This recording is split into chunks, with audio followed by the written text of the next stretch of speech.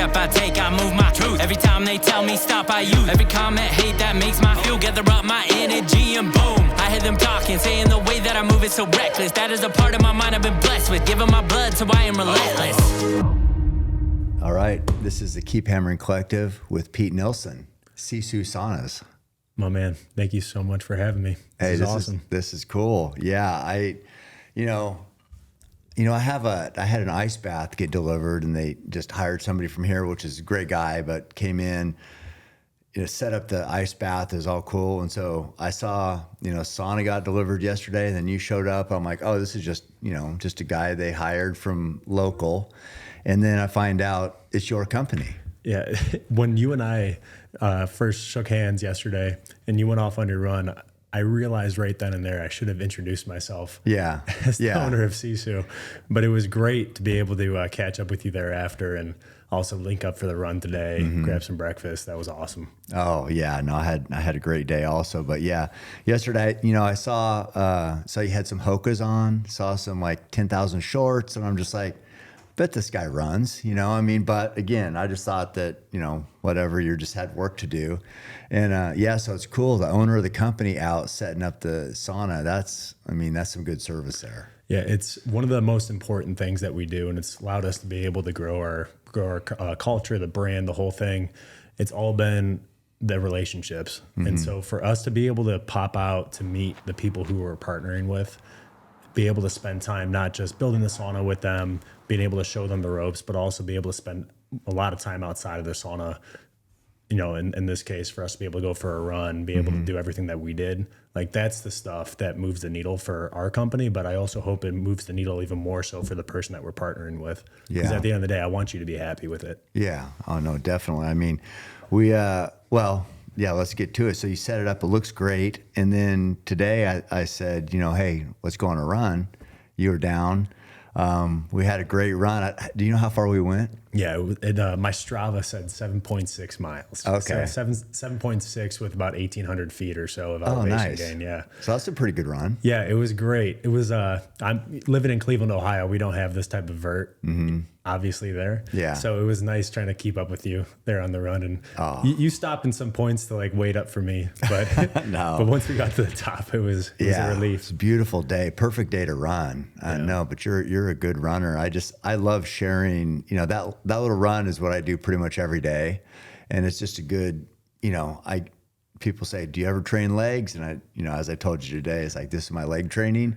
Cause it's, you said 1,400 feet? I think it was 1,800. Oh, 1,800. Yeah. Yeah. So, to me, if you push that, you're going to feel it on your legs.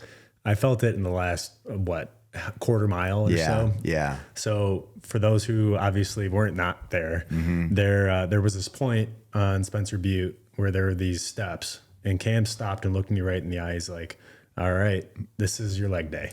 And it's going to get hard, and here we go. Yeah. And so step by step, we were, you started going way ahead of me, and I was just like, just keep up with them.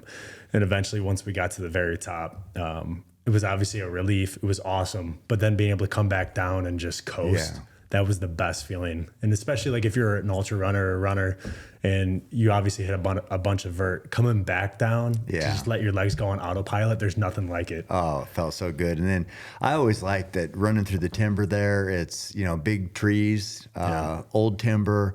Trail is used, so it's a really nice trail. You can kind of fly, but it's just so cool. The setting is so unique. It's so Oregon. The thing that I loved a lot about it too is there was a lot of people out in the trail. Yeah. So the city lends itself to the recreation, right? And I haven't seen anybody out of shape here in Eugene, Oregon. Well, they're usually me, in the off season, but so you didn't see me in the off season, but. Yeah, this area is very active. A lot of, we're obviously the running capital of the world, so there's a lot of old runners that still stay active. And so maybe they're not running like they once did, but they're out on the trail and taking advantage of, the mountain and getting out in fresh air. And yeah, it's awesome. I was really thankful I was able to share it with you, have a good run, had some good conversation, and then went to the original Pancake House. So good. Yeah, it's a staple here down on campus and best breakfast in town. And then here we are. The pancakes were unreal. Were they? The pancakes were great. Yeah. Just, the buttermilk pancake post run, just load up the carbs. And now here we are. And then we got to jump in the sauna after. Yeah. So here we are. It's good. Yeah. It's tough to beat a morning like that. But yeah, the sauna, sitting in there, oh man, I haven't done many saunas. If I go, there's a time when I go to Texas, sometimes I stay at this golf course place and they have a sauna in the whatever, it's kind of like the gym. That, and then like one other time, and then today. And so it was really cool. I've been waiting so long to be able to marry that up with the cold plunge and then the sauna, because I hear that's the way to do it, right? But just hearing the science and the benefits to sauna from you today it sounds great. But I think a lot of people have heard Huberman talk about it. Tell me about some of the benefits that and then some of the doctors have talked about. Yeah, for sure. And I'm not going to be able to say this as well as what Peter Attia or Andrew Huberman are so eloquently, speaking about it. But the big things for sauna what we're realizing right now is that traditional sauna therapy is paramount in terms of all the different types of sauna modalities. So there's dry sauna, there's steam sauna, and then there's infrared. In the U.S., because most people are not adverse into the education of sauna, they just kind of pile all three of those in together and they assume that they're all the same, but they're very, very different. But all of the research that is coming back that the type of sauna that is most effective is traditional dry sauna. And that's the one that you have. And that's the one that we have really created our brand around, because again, it's the peer-reviewed research that's coming out. There was this awesome article and research done in 2018 out of Finland, where they looked a lot into the longevity biomarkers and the longevity effects as it pertains to sauna. And the biggest things that they were realizing is that cardiovascular disease, number one out of any benefit, cardiovascular disease is the one that has the biggest decline if you're including that in, with your sauna protocols. And so the fun thing about that is in the US, the number one killer is cardiovascular disease, far and wide.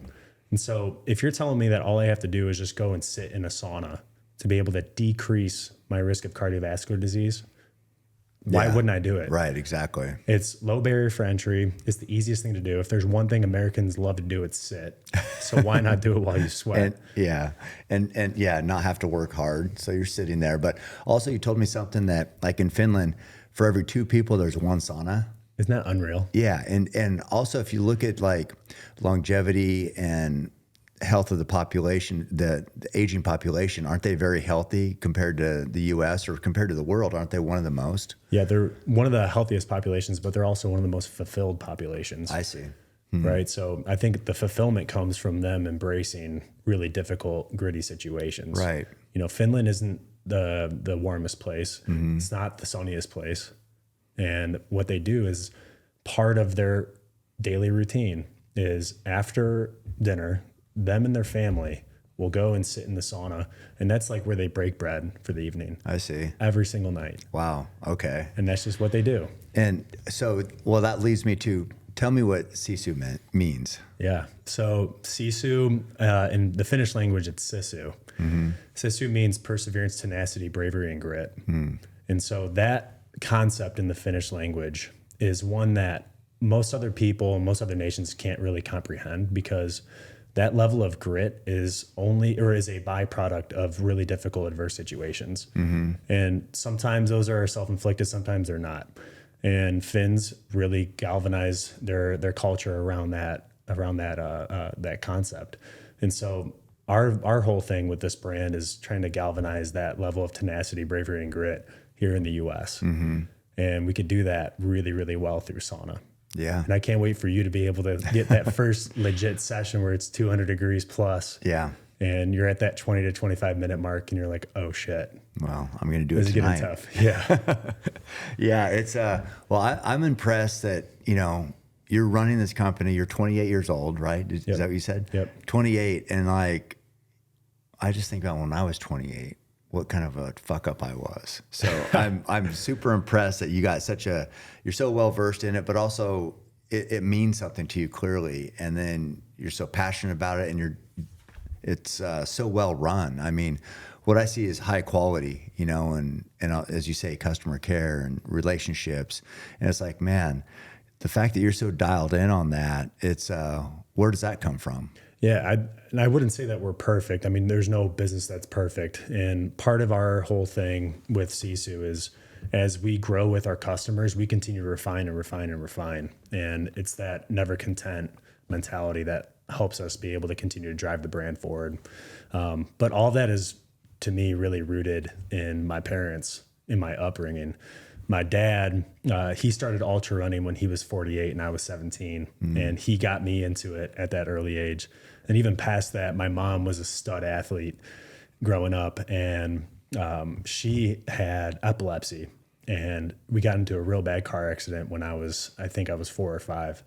And so through these adverse situations, you know, with my mom, and then even 2 years ago with my dad having a stroke and this cancer bout and having to deal with that, I've drawn a lot from those experiences. And the fact that they're still here today, they've been married for 35 years. You know, I'm one of 3. And to see them be able to continue to thrive, but also keep the family super tight is unbelievable. Yeah. And it's something that I never take for granted. Yeah. And it's, you know, all those challenges that a lot of people, I don't know, they would use those challenges as a woe is me mindset, maybe medicate themselves with maybe drinking or something like that. But instead, it sounds like your parents have leaned into it and like, no, we're going to push through this and we're going to still win. And I think it's that blue collar mentality from Cleveland, Ohio. Yeah. Right. My dad was one of 9 in a 3-bedroom, 1-bath house. Wow. And my grandma, you know, when she was raising all 9 of them, she would make a certain amount of PB&J sandwiches. And if you didn't grab one for school, well, guess what? You didn't eat that day. Yeah. And that was just the way it was. Right. And my mom being a great athlete too, I just think that they've instilled values within the 3 of us. And it's something that every single day, my wife and I, we always make sure we're instilling those same values in our kids. And, you know, that's the thing with, as you like find success, the society's meant to, you know, as you find more success, the comfort levels go up even more and more and more. And it's like, well, guess what? Yeah. That's not the way it's going to be. Yeah. Got to stay hungry. Yeah, exactly. Yeah. So it's like, how do we set up that same sort of environment for our kids to be able to thrive and, you know, experience adversity? Right. That's the delicate balance. Yeah, no, that definitely. I mean, staying hungry is hard. It's people rush on their laurels. They lean into the comfort part a little bit too much, and then whatever edge they had that got them to this certain place, that's gone. And then the journey, it can be rough after that. But yeah, just staying hungry is. It sounds, I mean, it sounds like, oh yeah, I'll just stay hungry and stay working hard, but tougher to do. I think a lot of that is the process, though. You know, to me, my process right now is like family first, right? So like my wife and my kids, making sure that they're set, and then making sure my health is set. So like whatever my physical pursuits and endeavors are, similar to you, it's like I want to do that every single day because I know how I feel. And like I love that level of exertion every day. And then it's the company is, you know, I'm genuinely passionate about people sweating more. Yeah. Because we know that's going to make a difference, you know, not just now, but also like the longevity of humans here in the U.S. is like, it's such a declining healthscape. Right. So the more people that we get to sauna, the better. Yeah. No, well, I'm convinced. I've heard a lot about it. I just haven't had one, and now I'm pumped that I have one. So for people that want one, you say it's a low barrier of entry, just in general, just because you're sitting in there, but so it's like not a big effort. But also, you guys have my unit was it 8-person? Yeah, 6 to 8. 6 to 8, and you have smaller ones that are, I think you said 7 or 7,000. Yeah. So we've got our 2-person, we call it the Eddy barrel, and it is a Western red cedar sauna. All of our wood comes in from Idaho. We ship it into Ohio. We've got an Amish team that crushes it, and they handcraft each barrel sauna. So our 2-person barrel is as far and wide our most popular barrel, and I think the reason being is that people want that escape every single day, almost as if like they have a vacation in their backyard, but they want to do it with like a minimal square footage, right? So it's like a 4 foot deep by 6 foot wide barrel isn't going to eat up in your patio, and that's what everybody wants. Right. Yeah. I mean, it's so well made. I mean, so your Amish crew, shout out to them. They are incredible, and it's a production and it's a systems thing, and the systems are so dialed. Our manufacturing team lead, Mark Polari, who is turned into an unbelievable family friend, he is a tried and true operations processes guy, and there's like there's like the systems balances, like the checks all the way through. So like when the wood gets in, every single board is hand checked, hand selected, and then it goes through this process to make sure that the quality stays there. So like our two biggest tenets really are the premiumness, right? So not just the quality of the wood and the heater and the whole experience from the user end, from the buy-in to the post-purchase to the assembly to the use, but it's also the simplicity. And the sauna space has gotten extremely complex because again, there's so much in education out there to where it could confuse a buyer. Right. So for us, it was like, all right, well, we're going to create a brand around what really is most effective: traditional sauna, hot sauna between 176 to 212. Those are that's the range that's being most widely researched. And be able to do so in a way to where when somebody goes to add to checkout, they don't have a bunch of options. It's like, here's two options, whether or not you need a roof kit. So it doesn't need to go inside or outside, and that's it. We were really flustered at the start prior to us manufacturing with buying a sauna ourselves, because there was all these different options of styles and then a bunch of different heaters and a bunch of different kilowatt outages. Yeah. How would you know? Like, yeah, you have to be so well educated. Yeah. And we were so nobody had really come into the space to disrupt it and say, this is what we need to do and keep it super limited. Yeah. So we've been able to scale the brand really from 2 SKUs. Yeah, it does seem simple. I mean, you're going through how it works, and it's like, I mean, it's, pretty black and white. And it's that, especially for buying, because I know when I went online and tried to buy things, and there is a million different options or accessories, or like what's necessary, what's not, what's best. I mean, normally people say, well, if it costs more, it's best, right? But maybe that's not always the case. So just the fact that you guys are set up to where people aren't wondering, because it is, even though it's a low barrier to entry and it's still $7,000. Right. It's an investment. It is an investment. So you want to feel good about it and know that, hey, I made a good decision, at least on the equipment. And then, obviously the benefits are there, but man, you don't want to be second guessing whether you got the right heater or whatever. Right. And what I've been impressed with when I hear about your operation and I see the product and I listen to you talk, that you're a new company. I mean, it seems like you guys have been doing this, for decades, and you really haven't. Yeah, we're in month 19 of manufacturing. So prior to that, we were a dealer of another manufacturer, and that's where we saw a lot of issues, and that's why we wanted to come in and kind of disrupt the space and do it the right way. Right. And so August of 22 hit. That's when we went into manufacturing, and like we were talking about before, relationships are key for us. So the first thing that we did is we sought out 3 to 4 key ambassadors or partnerships, and we wanted to build trust. Right. So we're not just giving people saunas to say like, hey, come represent our brand. We want to, crush sales. It was like, no, how can we best affect the US in a way to where who are the most trusted people? Like Nick Bear was one of our first 4. Another good buddy of mine, Eric Hinman, was our first. And through these guys and their followings, what we really try to double down with was like, all right, how can we instill trust and education and do so in a way to where it's very organic and authentic? Because that's the only way to do it, in my opinion. It should never come off fake ever, because it's the real deal. Right. And so yeah, like the growth that we've had, again, has been a result of the relationships, not just externally, but also internally, our ability to hire, the culture that we've developed. If there's an issue, we solve it right away. We create the plan and we execute on it, and then we keep moving. Where did that blueprint come from? So I've got one business partner with SISU. His name is Nick Daddis, and Nick is an incredible entrepreneur. He's got 3 kids. He's got 4 businesses. The main one is an apparel printing business. Him and his wife also just opened up a school. They bought out a local library, converted to a school, learner-driven environment called Acton Academy, which is the same thing that Tim Kennedy opened up down with Apogee. Right. Okay. Yeah.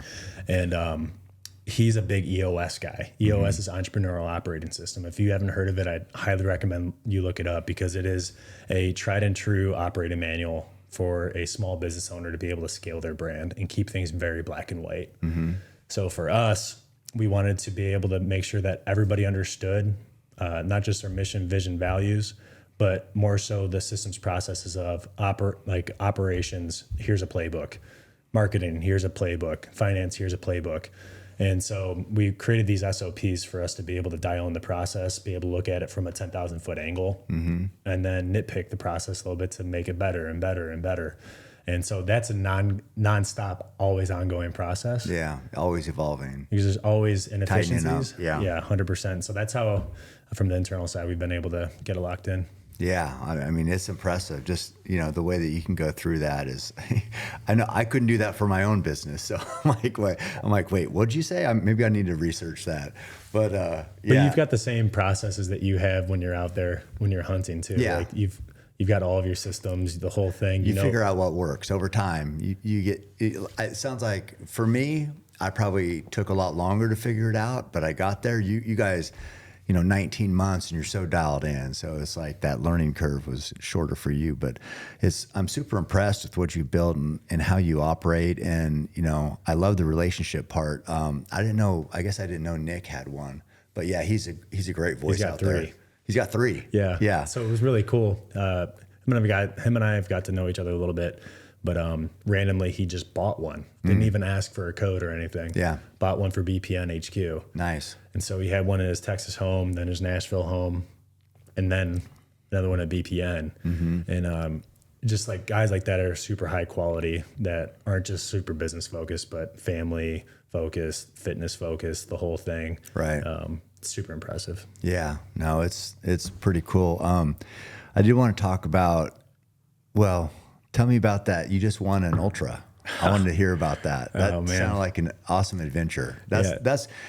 I love, like I call it optimal living. Like, what are these little hacks I can do that's going to make me better at what my passion, bow hunting, running, doing different things like that, just being at my best. So I do love the sauna part, but I love hearing stories of adventure too. Yeah. So tell me about Antarctica. So my dad and I 4 years ago put in for Antarctica to run an ultra marathon down there. And this so happened to be the Antarctica Marathon's first ultra marathon. And this obviously was at the very start of COVID that we put in for it. And COVID pushed it back farther and farther than my dad's cancer diagnosis, and then stroke. Then he had to relearn how to walk. So that pushed it back another year. Wow. And so, so we embarked for Antarctica, flew down to Buenos Aires. We were down there in Argentina for 3 days, then flew to the southernmost city in the world, Ushuaia. Then we got on our boat, and the boat ride through the Drake Passage was 2 full days. And it started off with like 15 footers, and then it got to like 20s, 25s. And if you don't have your sea legs, and if you're not used to that, you're going to probably hunker down in your It's room. It's going to be intense. Yeah. I mean, there was a lot of people who were self-medicating with, like patches, Dramamine, the whole thing. And a lot of them were throwing up. Ooh. So the first full day down in Antarctica was the race. Really? Yeah. So, oh, man. So you're trying to come off all the drugs and medication. And try to rehydrate after puking. That dehydrates you. Scopolamine, I think that's the way you say it, is I don't want to call it a date rape drug, but it's essentially the same mechanism. And you put it behind your ear, and what it does, it actually drains all of the water out of you. So you're peeing a bunch during the night. Yeah. So I think my dad and I went, to the bathroom 4 or 5 times the night prior to the race. Yeah, it's not ideal. No. Yeah. And so the Antarctica Ultra, it was on King George Island, and King George Island has a bunch of research bases. And I believe this was the case, but it was the Russian bases where the starting spot was. And then we ran to the Chinese research base and back, and then to the Uruguayan research base and back. And for the ultra, it was like 3,300 feet of elevation gain. For the marathoners, it was 2,700. And it was super muddy. It wasn't technical, but it was just really just messy. That's just the best way to describe it. And Do people have poles with them? Trekking poles? No poles on this one. Okay. And obviously there's no trees or anything. Yeah. It's Antarctica. By the Chinese research base, there were penguins. So like when you're running by, you see like penguins kind of like walking by you, and just unlike anything. Yeah, really. And so going into the race, I had zero expectations to necessarily win it. I knew I was going to get out there and send it. But after the first lap, so each way was about, or when you factor in each route, it was about 8 miles. So I was gonna have to do 4 laps.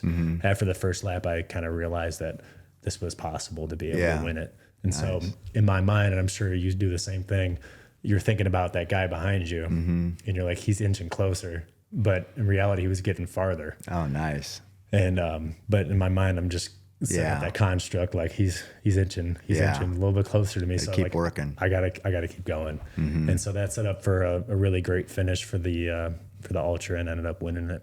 That's awesome. Wow. Like I said, what an adventure, but also to come away with the win. That feels good. The best part was doing it with my dad, though. Yeah. How did he enjoy it? Yeah. He finished the marathon, loved it.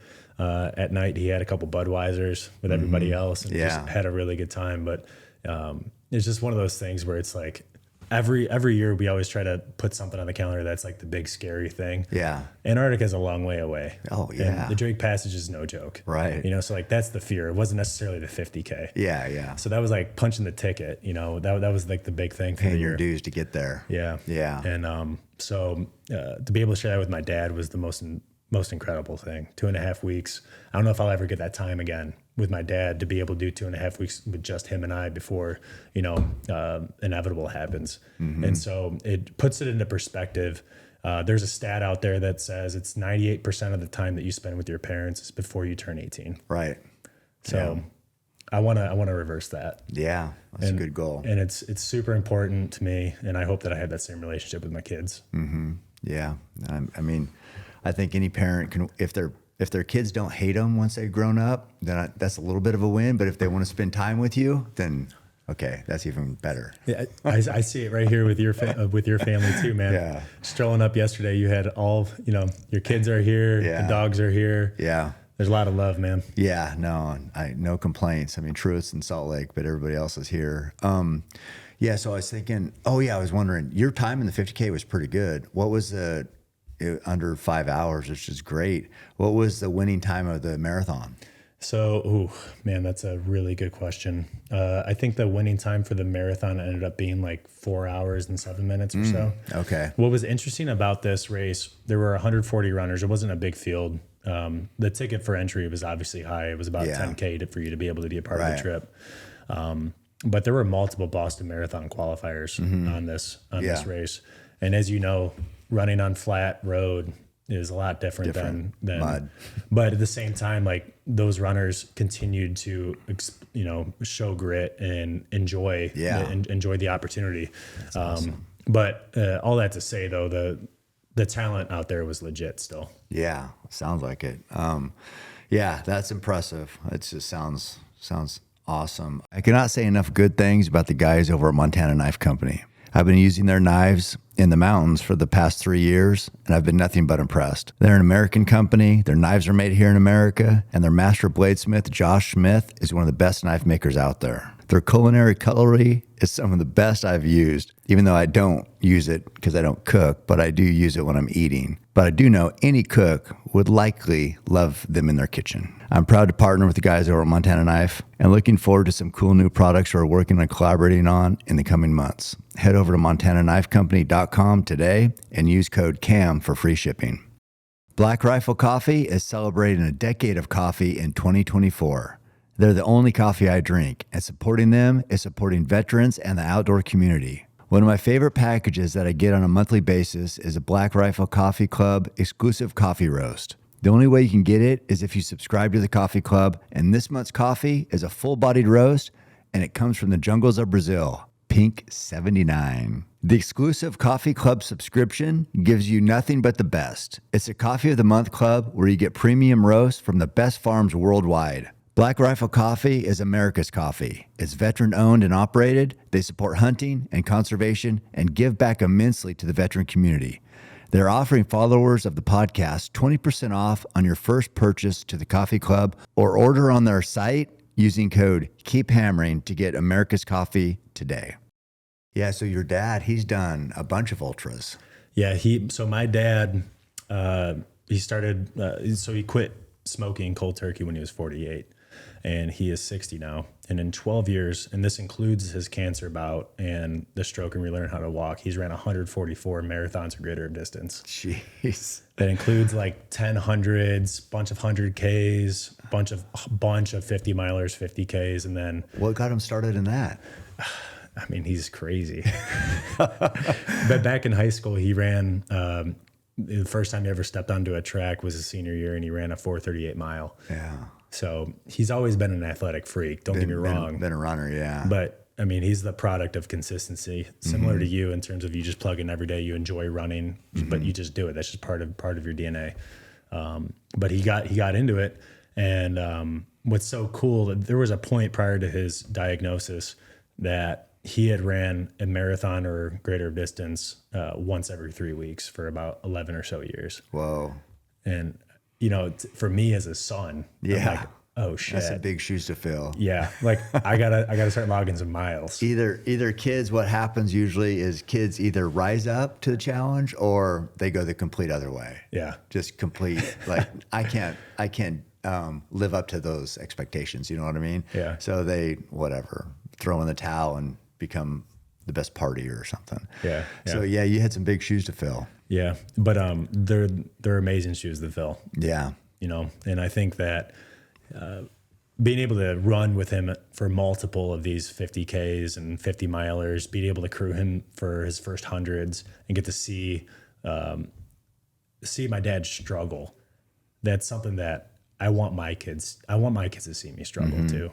To struggle and then still succeed. Still persevere and step across the finish line. Yeah, that's ultra right there. It's great. It tests everybody pretty much. I'm not saying that everybody needs to do ultra, but I think the world would be a much more fulfilling and happy place if more people endured a little bit more. Well, they wouldn't be so upset with the little shit. You know what I mean? Because when you go through, I don't know, trials like that where it's like it doesn't feel like you can take another step, then somehow you make it 50 more miles. The little things in life, somebody cuts you off in a parking spot or leaves their shopping cart out. You're like, does it really matter? Yeah. Is it that big a deal? Right. So yeah, it just gives perspective because you've been through this thing. But really what gives perspective is all the things your parents have went through just health-wise, just to be able to, your dad to be able to do these amazing things. I mean, having the stroke and learning, having to relearn how to walk and then doing ultra marathons after that, incredible. And then your mom, with the car wreck and the epilepsy, and then you say now she's just like, she's doing great. Yeah. And it's so cool. And the best part is getting to see them be like grandparents, because they're young and lively and the whole thing. And so they get to, step into that role amidst all my dad's running and my mom being able to support him. And now my dad's retired. My mom's going to retire probably in a few years, but they get to enjoy traveling and just enjoy the fruits of their labor for a while. But it's the values that they've instilled, their level of grit and their desire to, see more growth in their lives as a result of the issues that they experienced. Yeah. Right. And overcame. Yeah. Yeah. And then, it's not a coincidence. No. So, what's your goals for the company? Yeah. So this is a great question. So at the very, very start, we set lofty goals and, we set like 10-year targets, 3-year goals and everything. And it grew a lot faster than we ever anticipated. And we ended up hitting our 10-year goal after about 8 months. And that's when we had to go back to the drawing board and finish, 8 months to get to 10-year goal. Yeah. In terms of units that we thought we were going to sell. And so what we want to do is continue to keep things premium and keep things simple. Mm-hmm. And if you're a business owner, it's really easy to get distracted and start having that shiny object syndrome and step away from your niche. But for us, it's really, right now we started off with the barrel sauna. The barrel sauna is aesthetic. It's easy. It's easy to assemble, and it gets hot, right? But there's also like the cube style sauna, and there's benefits to that one as well. And then there's also great, there's a lot of amazing things about cold plunging too. So for us, what we see ourselves being is really an outdoor wellness lifestyle brand.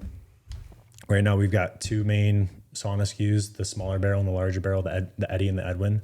And then we're also going to come out with 2 box style saunas with 2 tiers, still ripping hot with Wi-Fi. And then our idea long-term is for us to be able to come out with 2 different types of cold plunges. And so those cold plunges would be cedar wrapped with stainless steel interior, and it would still continue to feel and embody SISU. And so between those 6 SKUs, I think that there's a lot of potential. The other thing that we're continuing to want to continue to incorporate is businesses. And so there's a lot of gyms, wellness centers, yoga studios that would really benefit from having a sauna, but sometimes they can't necessarily afford it. So we're working on some recurring revenue streams for SISU to where we're able to create affordable sauna solutions for businesses. I think that could be really impactful for businesses, for them to be able to drive recurring revenue for themselves, right? So I'm able to cash flow after like 4 or 5 members of a gym who have a membership for the sauna, and now I'm generating like an extra $1,000 a month. That's a lot for a business owner. So that's the biggest thing right now is those, and then we'll see what else God's gonna have his hand on our company with. But I just think that right now it's keeping things super simple and premium, and continue to learn with the product and our customers.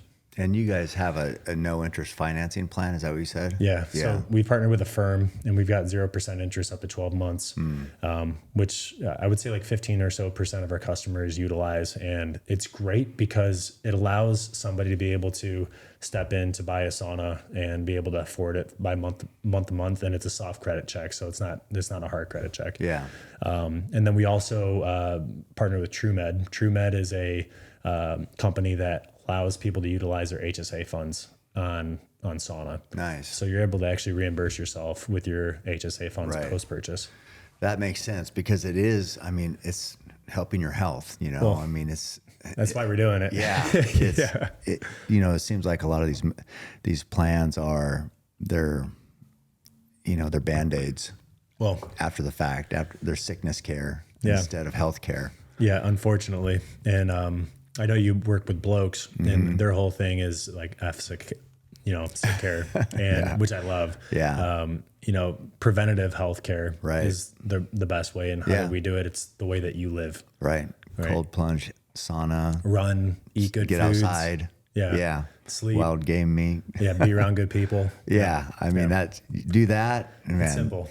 Yeah. But the rest can take care of itself. You're exactly right. So like keeping things simple, but just doubling down every single day, the consistency of just doing the right things. Right. That's how you create health. Yeah. Well, I love it. I love the mindset and the company, just approach. So that was your business plan. So what's your personal plans? Like what's your ultra running plans? Oh man. Because you're a good runner. Man, I appreciate that. So every year, like I was saying, I try to put something scary on the books. And so obviously after Antarctica, I was like, how am I going to be able to top an experience like that? So the one for next year that my wife and I are planning on going on is actually running in Kenya.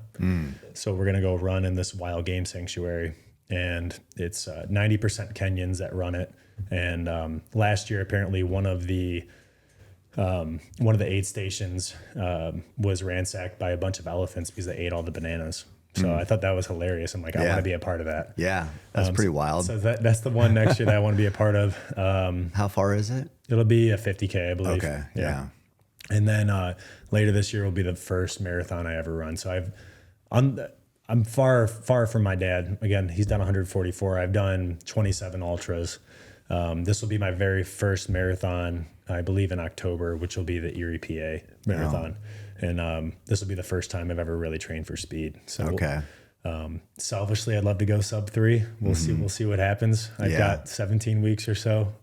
So like at the very, very beginning of my prep, I've been using Complete Human Performance, which is an amazing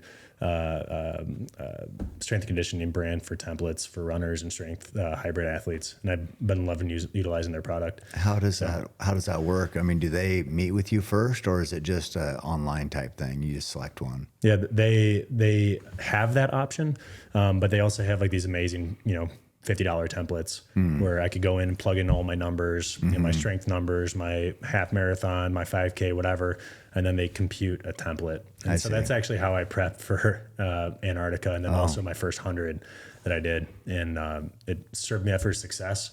Obviously, it could be even more calculated if I invested into an actual coach where I'm meeting with every single week, but I just enjoyed the simplicity of it. Yeah.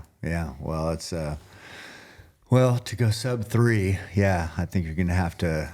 I'm going to lose some weight too. Little thick, a little too much muscle. But I mean, you can do it. You know, Nick Bear, he's jacked and he runs fast. Yeah. So I mean, it's not out of the question. But generally, yeah, the lighter you are, the better you are. But he's mastered the nutrition game too, though. He has. He could go from like 210 to 195 across, you know, a number of weeks. I haven't dialed that in yet, but I think that will more than likely be the route that I'll have to take to be able to accomplish that. it. Is almost harder than the training, the diet. It's so hard. Diet is so hard. It's ridiculous. It's like, you know what you're supposed to eat, and it's really hard to not eat what you're not supposed to eat. You know what I mean? It's like, I don't know, especially at night, you want to reward yourself. You've got in a bunch of miles during the day. You're like, you know, I really shouldn't have carbs right now, but man, I'd like some popcorn while I'm watching this movie. Yeah, like how good does that sound? Yeah. You know, especially with our kids, like we've got the 3-year-old and the 1-year-old, Crew and Charlie. Yeah. You know, it's so easy to pick from there. I know. You know, and just like graze. I know. So the discipline has to be dialed. The diet is so tough. But yeah, I mean, I just noticed when I cut back on carbs, I get lean fast. But it's tough. It's tough. I was going to say, I think like, especially for endurance athletes, like you could be pretty fat adapted and do really, really well. Yeah. Especially if you're getting the right amount of electrolytes in you. But there's something about carbs, man, where you just always get pulled back to them, you know? Especially around like race day. I'm sure for you, like if you're crushing 50 to 100 miles, you're crushing some carbs. Well, you know, and most people before a big race, they're carb loading, you know? So it's just like, you can't eat too many carbs. So yeah, it's tough to break out of that habit too once you did it before a race. But especially after a race too. You're just like celebrate. Yeah, you try to like take your foot off the gas. I know. You're like, what am I doing? I get to where like, well, I did 100-miler 6 months ago. So am I still resting on those laurels with my diet? That's exactly right. Yeah, it's tough, but I don't know. There's something fun about it too. I like changing my body based on the challenge that I'm coming up to. You know, I mean, because there's times when I want to have more muscle. There's times when I want to be leaner, to be faster. There's, you know, but it's cool when you can manipulate your body to be at the best for whatever you're asking it to do. And it's just, you know, our bodies are incredible, and they will respond. But They adapt, and it's you know, I did try the fat adapted.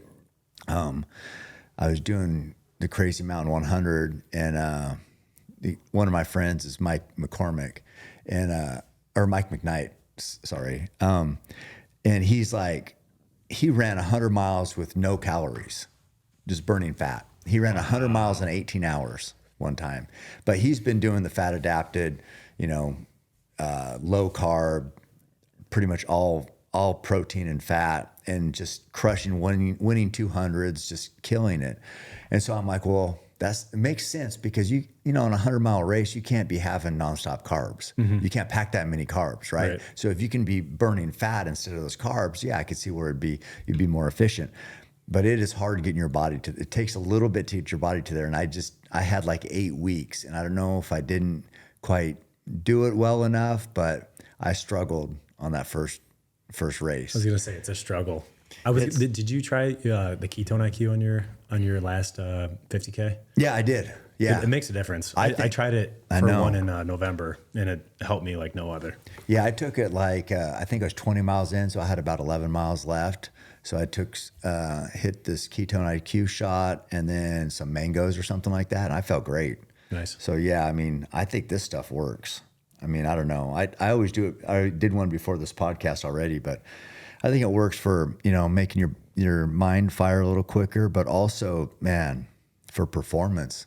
It's huge. It seemed like it helped in that marathon anyway. The thing that helped me out like no other, just from like daily life, lifestyle, and then obviously running, was electrolyte supplementation. Like that was massive for me. So like every morning, instead of going right for my coffee, it was electrolytes. Yeah. And man, talk about like a huge, massive. Like what do you take? Element. Element's been tried and true, my favorite for like the last 3 years or so. And my first 50Ks ever ran, I didn't do any electrolyte supplementation because I didn't know anything. Right. You know, at that time it was just water and maybe some candy, and that was it. And then you would bonk at mile 16 and be like, "What the hell is wrong with me?"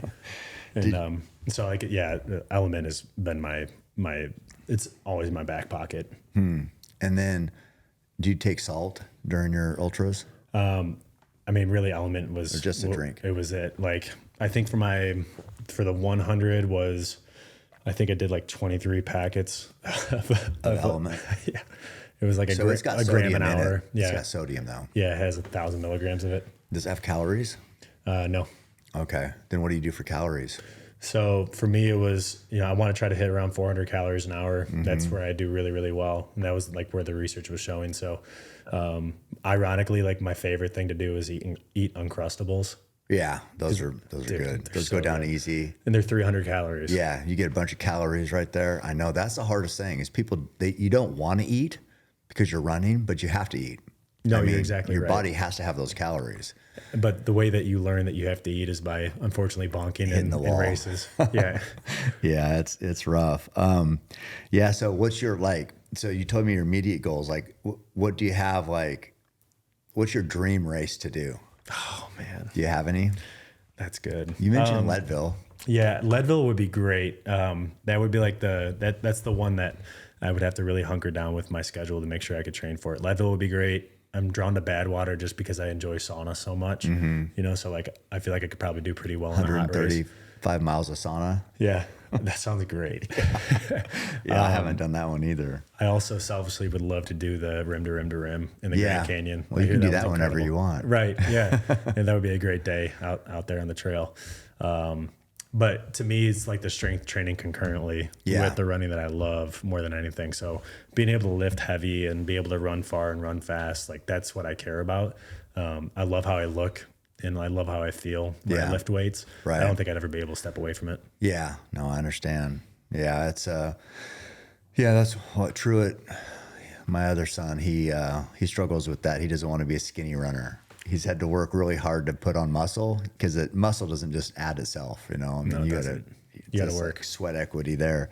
So yeah, it's tough to give it all up just to be able to run well. But yeah, so I understand, like seeing Nick be able to do both so well has inspired a lot of people, I think. Have you worked with him on diet at all? I have not. Yeah. I mean, I know you mentioned that. I didn't know if you'd ever talked to him about coming up with a plan. That's that I probably will have to reach out to him here now that you're telling me. I just think it's such a massive part of the equation. Like it is. And I've got for what I think is like pretty dialed in for like maintaining weight right now, but there's the secret sauce out there to be able to find the right amounts of carbs, proteins and fats and everything to be able to decrease weight, but do so in a way to where I'm not decreasing performance. Yeah. Because that's the easiest thing is like, all right, I could go into a caloric deficit, but it's at risk to my training, especially if I'm lifting and running every day. Right. So you have to find whatever that medium is. Yeah. I mean, as detailed as you are on business and on sauna and on all it's like the same level of care or interest in your diet is going to have the same type of results. Right. And I mean, we get so used because you can survive on eating Cheetos and, Dr. Pepper all day if you're just looking to survive. But if you're looking to operate at this highest level that we want to do, it's going to take like commitment and, everything that goes in your mouth has to have a reason. Yeah. And that's not how most people live. So it's tough. And I think a lot of that also what I'm learning, especially with a 3-year-old and a 1-year-old, is sleep is such a massive component to recovery. Yeah. And my ability to be able to show up for my kids and my wife and my business every day too. But like my buddy Todd Anderson, who I'm really, really tight with, He's got a SISU and he's hosting all the time in Nashville. He's also really close with Ken Rideout, by the way. Oh, okay. So I should link you guys. What does he do? So Todd is the founder of Dream Recovery. Dream Recovery, he basically created a brand all around being able to increase people's sleep quality. So he's got he created these amazing sleep masks, the mouth tape, the whole thing. They're actually about to start coming out with nose strips for performance, which is really cool. All that to say, though, he was the one who really turned me on to understanding my sleep more. And so I was always the guy where I'm going to wake up at 4:45 every single morning, fall asleep at like 10:30 and get like my 6 hours and think like that's okay. And I'm like the 3 percentile of the world that can operate on 6 hours of sleep. Get away with but it, I'm not. Like, dude, so far away from it. So he was the one who he was like, dude, you got to go to bed a lot earlier. So our kids go down at 7:30. My wife and I jump in the sauna at 8. We're in bed by 8:30. We're out by 9. I wake up at 5. I get my 8 hours. Yeah, it definitely makes a difference. You know, I didn't have the luxury when I had a full-time job and I was still trying to do everything I did. I didn't have the luxury of getting all that sleep. So it was like, if I wanted to train and do everything I was going to do, spend time with the family, go to work, the only thing to cut out was sleep, right? And it's even more impressive than like what you did. Yeah, well, but I just know now that I do get more sleep. My performance is, I was doing the best I could, right? It's just, I didn't have any other choices. But yeah, all things being equal, more sleep, man, the performance. And also I was always injured, always had little things like that. And my body didn't have time to recover or repair, essentially. And I still had to get my miles in. So my performance now and how I can run now, like I used to never be able to run pain-free. Like today, I felt great every step. And it was, I didn't feel like I did today for years, for decades. So yeah, sleep is a big deal. I think what'll be cool too is to see how that sauna regularly helps with your sleep too. Yeah, I'm pumped.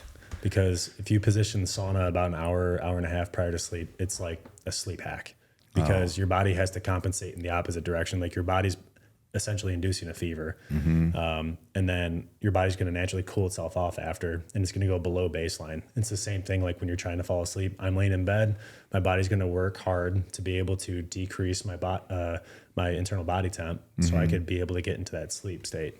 Well, this just expedites it for you.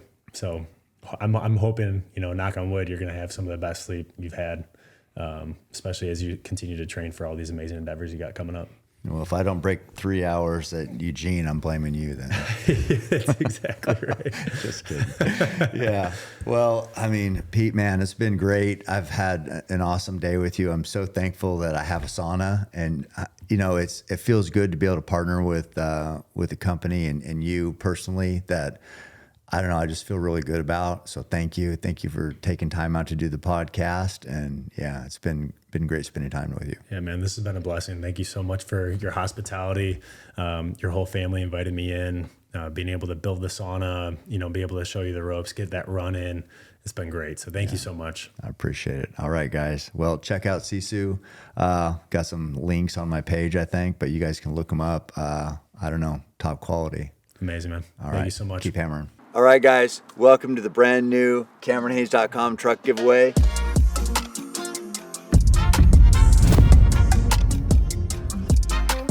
This truck used to be red, but we got this sick, badass wrap on it to go with the theme of this giveaway. What you do in the dark matters. That means we got to train at night. We got to get better. We got to earn that edge at night. So what you do in the dark matters. Out there getting in those miles, maybe shooting in the driveway in the headlights of a truck, or maybe just pushing weights in the gym. We got to do something to set ourselves apart. So that's where, hey, the night shift comes in. And this brand new 2023 Ram TRX, 702 horsepower, killer looking ride is going to go to somebody who enters to win at CameronHayes.com. Whoever that is, I'm going to fly them out here. They're going to get this ride. I'll hand them the keys and $10,000 in cash. And I hope it's you. So again, head to my website, figure out how to enter and win. Good luck. Keep hammering.